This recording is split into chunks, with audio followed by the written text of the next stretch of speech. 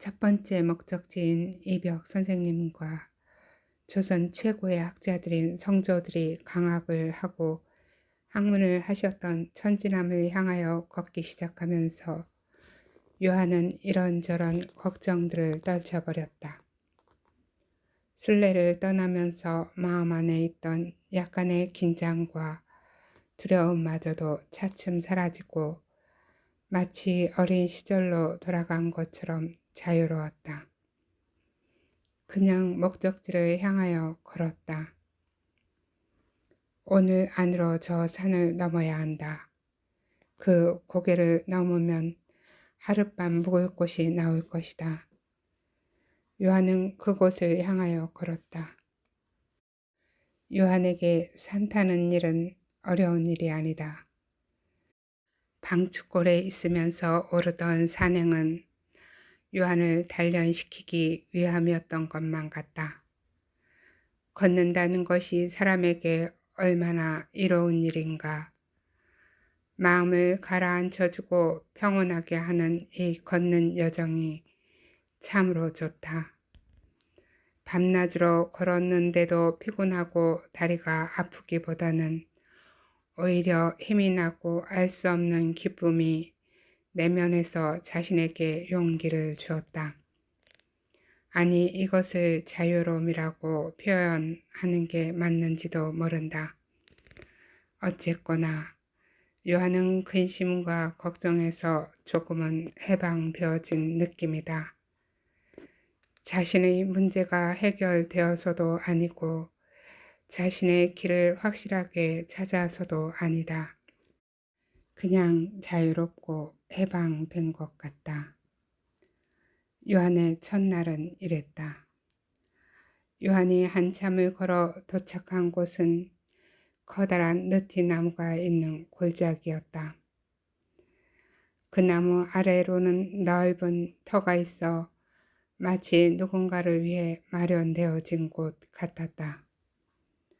그 느티나무는 나이를 짐작하기가 어려울 정도로 오래되어 보였다. 나무 아래 빈터에는 누군가 많은 이들이 머물렀을 것만 같은 생각이 들면서 느낌이 이상하다. 그리고 느티나무를 봐서는 아래에 사람이 있을 법도 한데 아무도 없는 것이 이상하다. 순간 형님께서 장터에서 듣고 와서 해주던 이야기가 스쳐 지나가는데 온몸에 무엇인가가 흐르는 것만 같다. 이 느낌은 무엇일까? 왕도로 가는 길목에 포졸들이 교우들을 끌고 가다가 커다란 느티나무 아래서 돈을 내놓으라며 하도 때려서 교우가 맞아 죽었다는 이야기다. 얼마나 pis으면 맞다가 죽을 거라는 이야기를 듣던 때가 생각났다. 요한은 순간 여기가 거기가 아닐까 하는 생각이 들자 춥기도 하고 온몸에서 소름이 돋아나는 것도 같고 그 어떤 물질이 몸에서 흐르는 것도 같다. 왜 그 생각이 나는 것일까?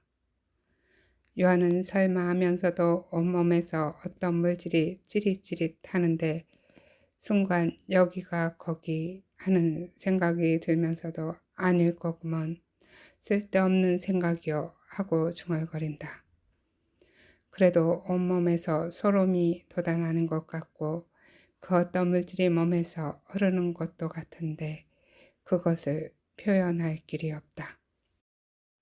요한은 좋지 않은 냄새와 흙바닥 여기저기에서 유난히 윙윙거리며 바글대는 파리들을 보며 어떤 흔적들이 느껴진다.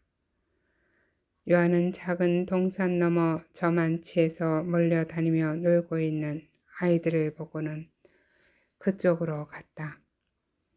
아이들을 부르며 야들아, 여기 동리 아이들이냐 하고 물었다. 야, 그런디요? 니세요? 나는 이곳을 지나는 나그네인데 이곳에는 동리애가 어디에 있느냐? 저그 도랑만 건너면 동리는 두 개나 있어요. 묵을 장소를 찾는감요. 그렇다 어디 묵을 만한 장소가 있더냐. 여기에는 주막이 멀리에 있어서 한참 가야 할 거예요. 주막은 어디에 있느냐? 주막은 저 느티낭구를 지나서 큰 산을 넘어야 해요. 느티낭구를 지날 적에는 조심해야 할 거구먼요. 느티낭구? 왜냐? 야, 포졸들이 천주댕이들을 끌고 가다가 쉬는 장소인데 포졸들이 천주댕이들한테 엽전 뜯어내려고 마구 때리다가 죽기도 했대요. 우리는 무서워서 그 짝으로는 발걸음도 안 해요. 어른들도 무서워서 지나가는 걸 꺼려해요. 어찌하여 그러느냐? 어째서라니요? 거기서 죽은 자의 혼령이 나타나서 우리를 잡아갈까봐 그러지요. 그리고 거기서는 고약한 냄새가 나요. 죄수들이 흘린 피고름이랑 똥오줌 냄새들이 진동을 해서 근처에 가는 걸 꺼리는 거지요. 죄다 거기 지나갈 때는 코를 막고 가는걸요. 버절들도 죄수들만 거기다가 한꺼번에 묶어놓고는 딴 데 가서 쉰다고 해요. 아이들은 하고 싶은 말들이 많은지 서로 다투어 말을 하다가 답답하다는 듯이 말한다. 선비님은 어디에서 오셨는지 그런 것도 몰라요? 이 북은 사람이라면 모르는 이가 없는지 참으로 답답하네요. 그래, 내가 들은 바가 없어 모른단다. 그러니 너희들이 좀 알려다오. 전에는 거기에 주막이 있는 주막거리였는데 주막은 없어지고 느티난고만 있어요. 여그 느티난고 아래는 좋은 일들이 많은 곳이었다고 해요. 우리가 태어나기 전에는 장터를 지나는 이들이 쉬어가는 곳이기도 하고 각 고을에서 모여든 사람들이 어울려 놀기도 하는 그런 곳이었다고 해요. 그런데 어느 날부터 천주쟁이들을 끌고 가던 포졸들이 쉼터가 된 거예요. 그때 포졸들이 죄수들을 한 군데 묶어놓고는 발로 차고 때리다가 사람이 죽었다고 해요. 그러면서 차츰 사람들은 그것이 무섭다고 안 가요. 요한은 아이들의 이야기를 들으면서 억장이 무너지는 것 같았다. 요한은 억지로 태연한 척 하면서 물었다. 이 마을 이름이 무엇이더냐? 두들기 마을여유. 두들기 마을? 야, 두들기 마을이요. 요한은 아이들에게 고맙다는 인사를 하고는 마을 쪽으로 가지 않고 다시 그 느티나무 아래로 갔다. 요한은 넋을 놓고 느티나무 아래에 앉았는데 어느 노인장이 다가와 말을 건다. 여기에는 사람들이 오기를 꺼리는 곳인데 젊은 양반이 이렇게 앉아 있으니 어찌 된 일이오? 사연이라도 있는 것이오? 요한은 두렵다. 천주쟁이들을 고발하려는 감시꾼일까? 얼굴이나 태도로는 그래 보이지 않는데 라는 생각으로 노인을 쳐다보는데 노인이 먼저 알아차리고 말한다. 염려 마시오. 해를 끼치려고 온 사람이 아니오. 예 하고 대답을 하며 일어나 예의를 갖추고는 여전히 아무 말도 못하고 주춤대며 서 있었다. 여기는 천주교인들이 고통이 서린 곳이오. 예? 네, 젊은 양반이 여기에 앉아 있는 것을 아까부터 봐왔소. 여기에는 사람들이 오기를 꺼려하는 곳인데 젊은 양반은 2번이나 오지 않았소? 저는 여기에 대해 잘 모릅니다.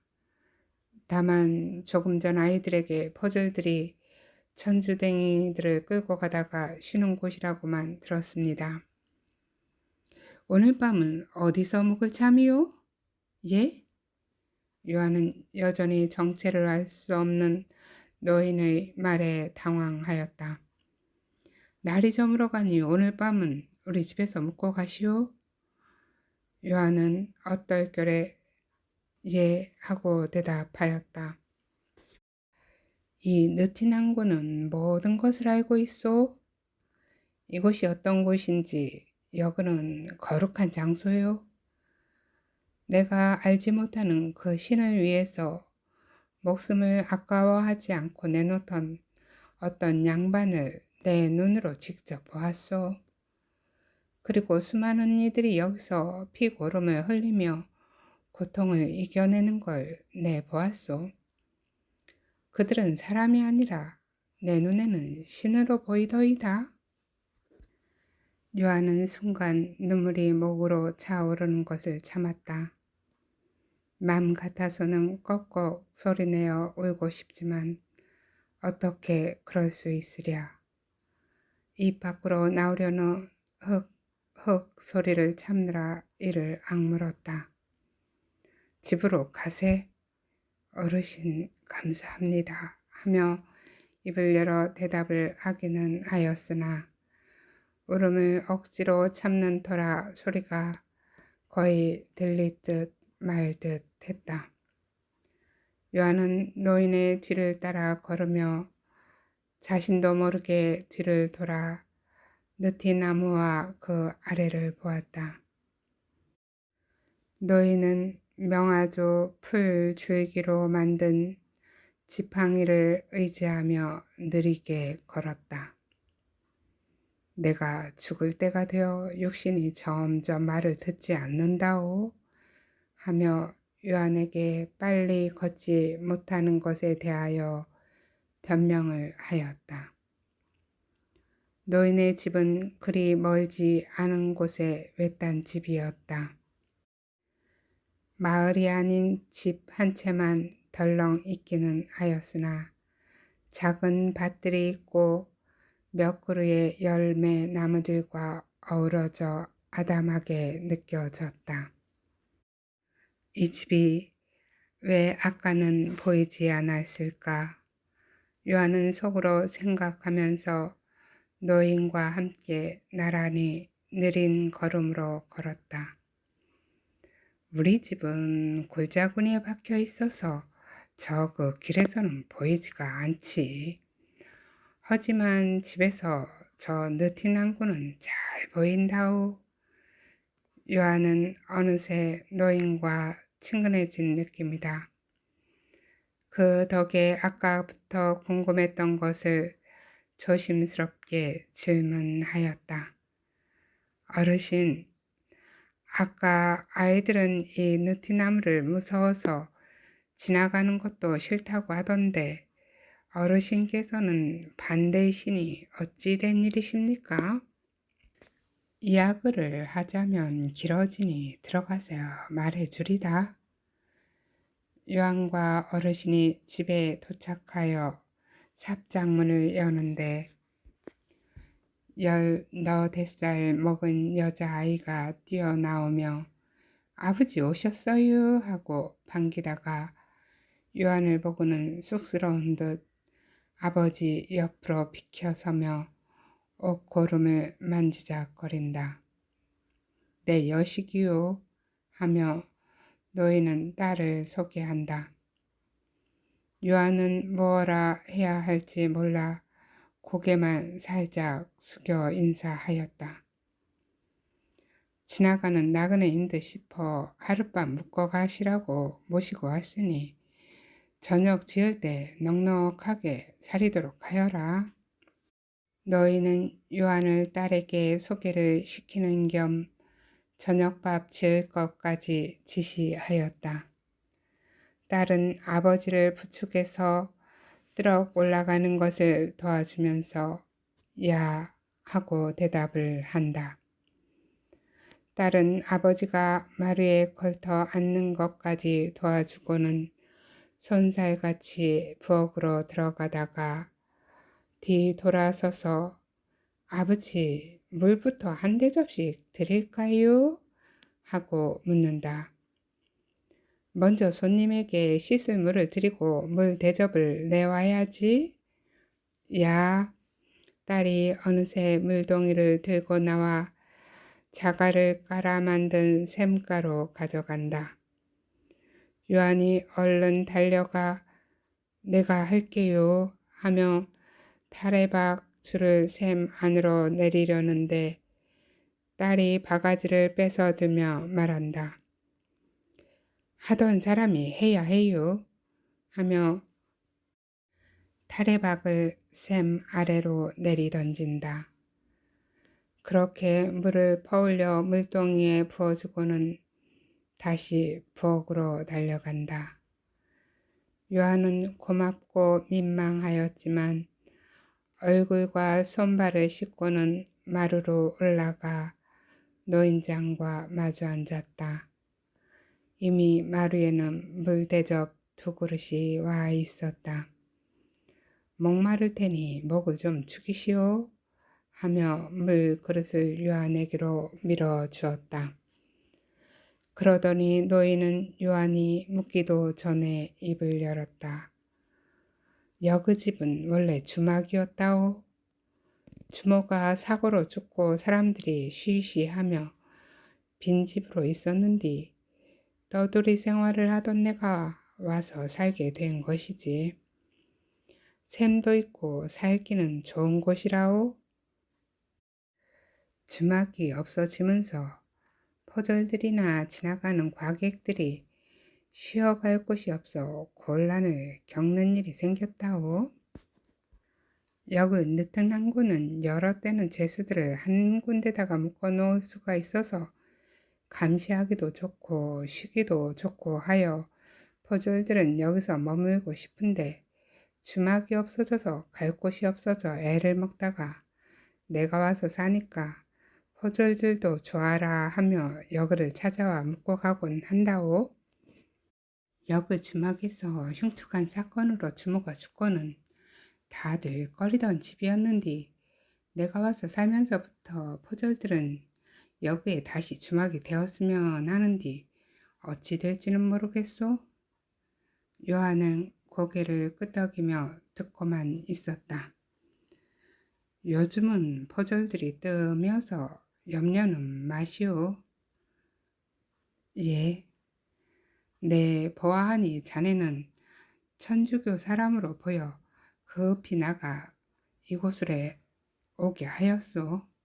혹여나 포졸들이 한밤중에 들이닥치는 경우도 간혹 있기는 하나 그리 흔치는 않으니 걱정할 것은 없소. 요한은 순간 놀랐다. 어떻게 천주교 신자임을 알았을까 싶었다. 그런데 어떻게 하셨습니까? 허허허 놀라셨소? 다른 이들은 눈치채지 못하겠지만 내는 안다오. 당신이 느티난고 아래 앉았는데 그 모습이 마치 전에 붙잡혀 가던 죄수들에게서 풍겨나는 것이 당신에게서도 느껴지더이다. 그래서 내 얼른 나가 당신을 이 집으로 오게 하였소. 어르신, 그게 무슨 말씀이신지. 그렇소. 내가 여기에 살면서 끌려가는 천주교인들을 많이 보았소. 몰골은 형편없이 망가졌는데 얼굴의 표정들이나 몸가짐들이 달라 보여 그게 무엇일까 하는 생각이 들어 궁금하였소. 죽으러 끌려가는 사람들의 모습이라고는 느껴지지가 않았기 때문이요. 그런데 오늘 멀리서 젊은이의 모습을 보면서도 같은 느낌을 받았다오. 어르신, 저는 잡혀가는 사람이 아닌데 어떻게 같은 느낌을... 그러게 말이오. 나도 그게 신통하오. 젊은이는 잡혀가고 있는 것도 아니고 우린네와 별반 다를 것이 없는데 말이오. 어찌하였든 요한은 마음이 한결 놓였다. 노인이 자신을 고발하려는 사람이 아니라는 것이 느껴졌기 때문이다. 요한은 그날 노인의 딸에게 저녁밥을 양껏 얻어먹고는 노인과 같은 방에서 밤을 지내게 되었다. 감사합니다. 오늘은 여기까지 읽겠습니다. 사랑합니다. 축복합니다.